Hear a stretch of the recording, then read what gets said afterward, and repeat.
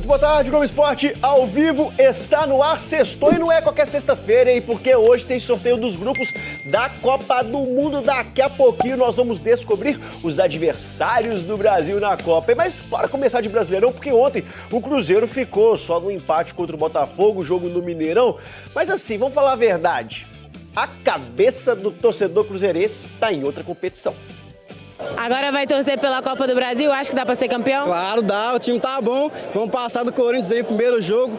Vamos amassar no segundo também. Vamos embora. Demorou, torcedor, eu sei. Mas agora tá batendo na porta. Pode começar a contagem regressiva. Faltam só 5 dias pro momento mais esperado do ano. Eu vejo um time que tá muito focado no objetivo. E claro, é uma equipe que a gente respeita, mas a gente vai tentar fazer 2 grandes jogos e conseguir a vaga na final. Empolgação pela Copa do Brasil e o Brasileirão tá pago. Hoje conseguimos o objetivo de estar no pódio, além da Libertadores, estar no pódio do futebol brasileiro. Pois é, além da vaga direta na fase de grupos na Libertadores, o Cruzeiro garantiu o 3º lugar. No último jogo em casa pelo Brasileirão, o Cruzeiro começou quente pra cima do Botafogo. Bola de pé em pé ali do lado esquerdo até o cruzamento do Kaique. O Caio Jorge tava na área. Invejosos vão dizer que ele errou nesse domínio de bola. E o Sinisterra tava esperto, deu essa cavadinha linda pro Christian mandar pro gol. Bonito também tentou fazer o Kaique nesse voleio.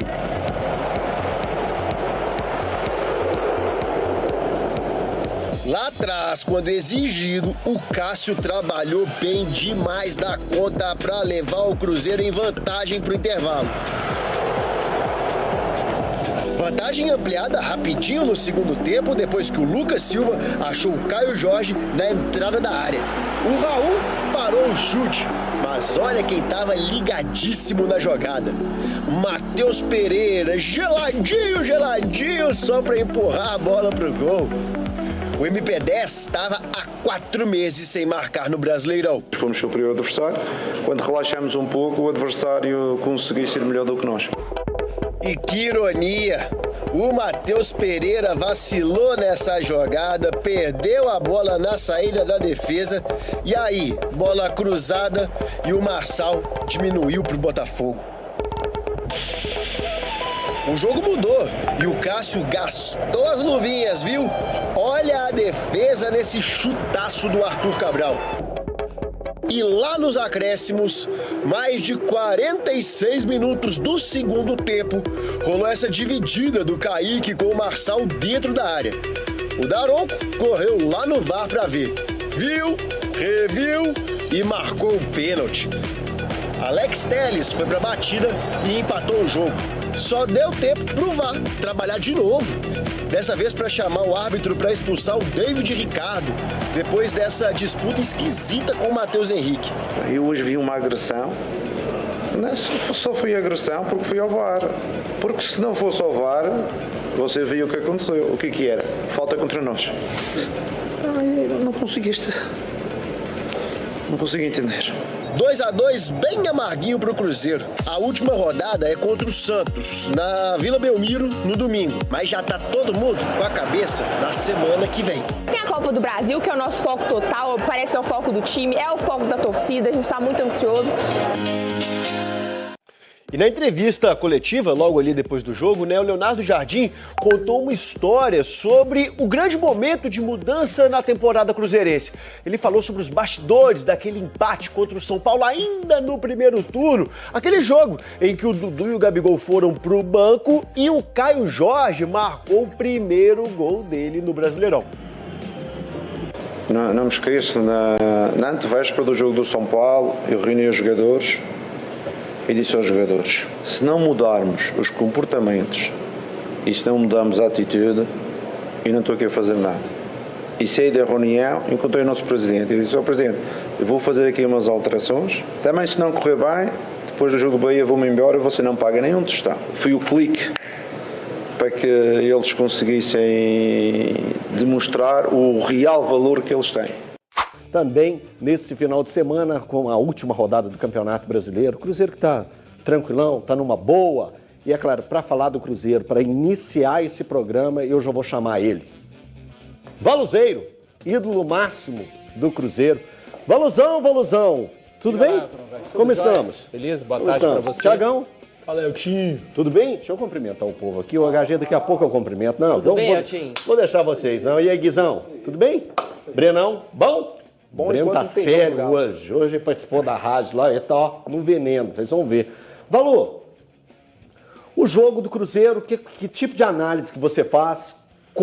Resultado, foi o que o jogo mandou ou esperava um pouco mais? Boa tarde novamente, boa tarde para os amigos aqui nos assiste. Cara, eu não gosto dessa coisa de, o empate foi justo, né? Futebol, a justiça, ela é muito variável conforme cada um enxerga futebol. Cruzeiro e Botafogo fizeram um jogo muito disputado.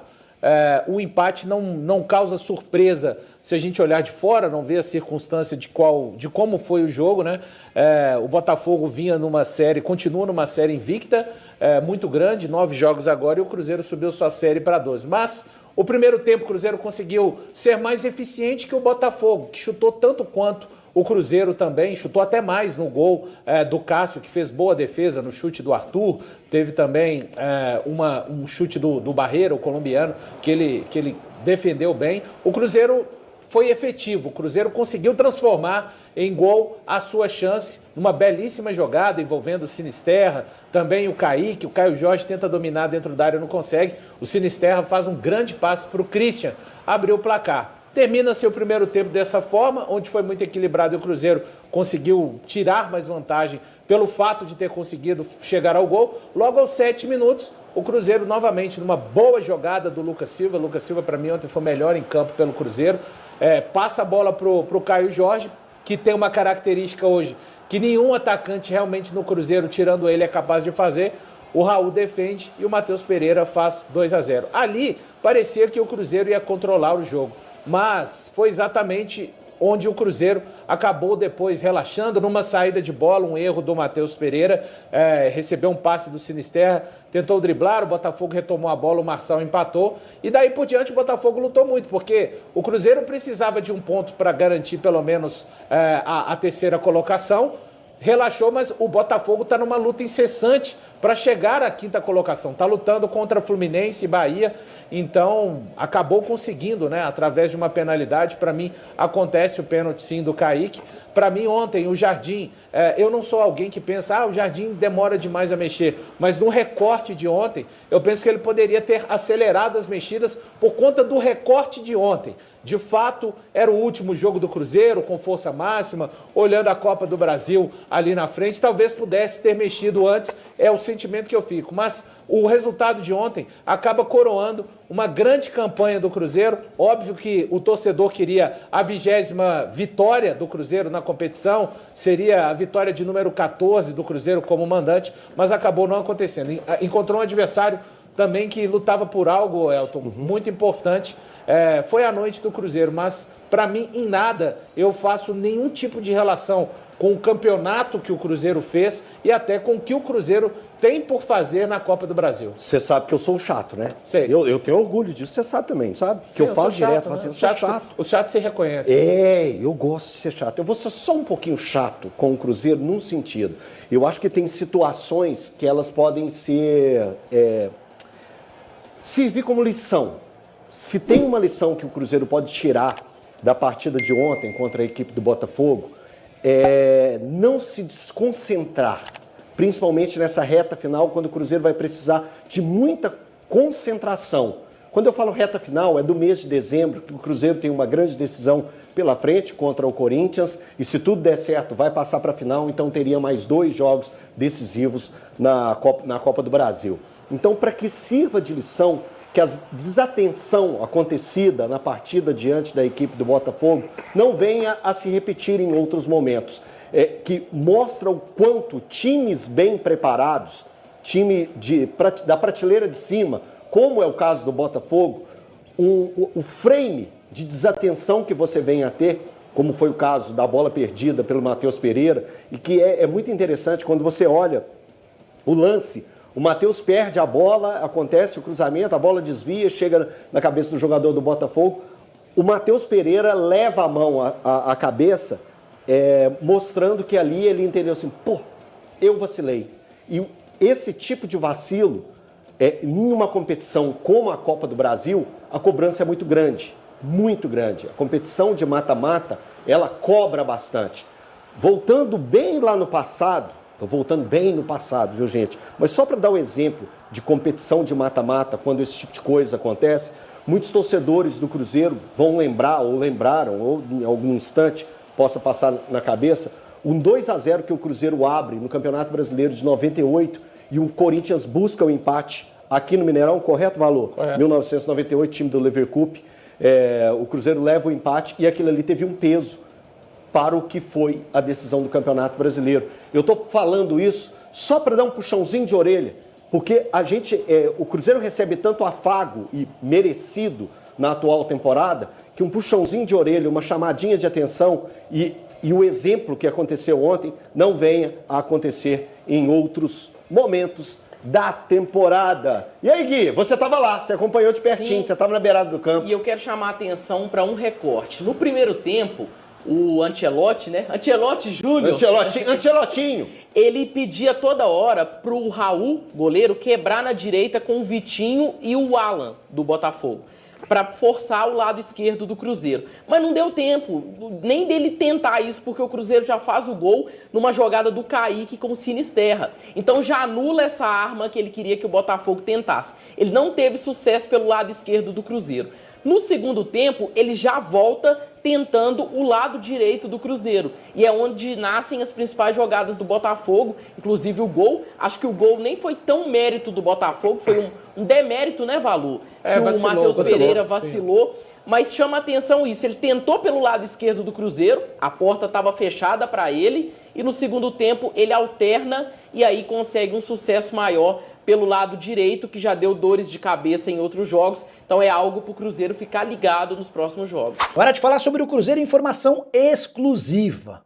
O Cruzeiro está muito preocupado com a possibilidade de perder Leonardo Jardim, o técnico português que faz excelente trabalho, tem vínculo até dezembro de 2026, mas tem deixado no ar a possibilidade de ir embora ao fim dessa temporada. Pois bem, fui conversar com pessoas próximas ao dono da SAF cruzeirense, o Pedro Lourenço, e amigos do Pedro me contaram que ele já andou conversando com grandes empresários para entender possibilidades no mercado. Se o Leonardo Jardim for embora, como o Cruzeiro deve se comportar?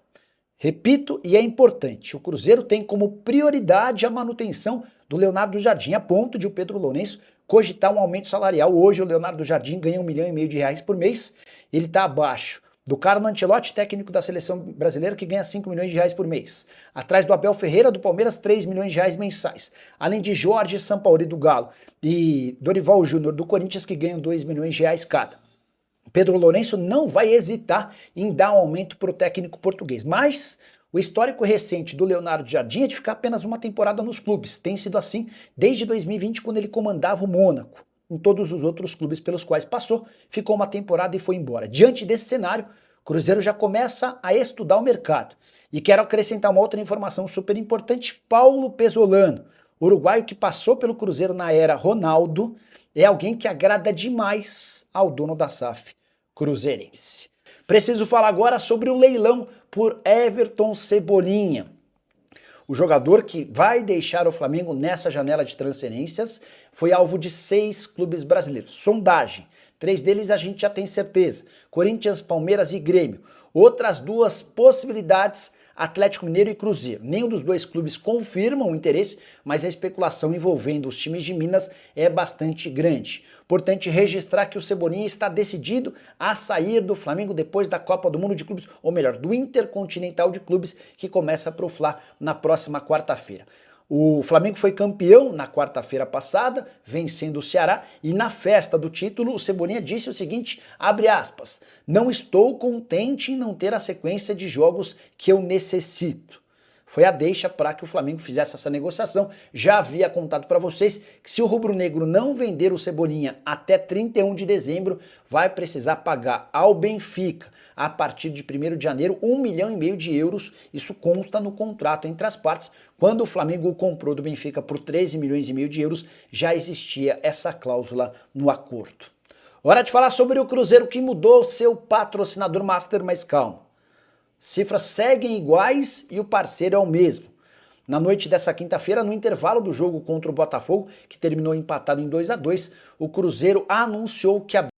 Hora de falar sobre o Cruzeiro, que já existia essa cláusula no acordo.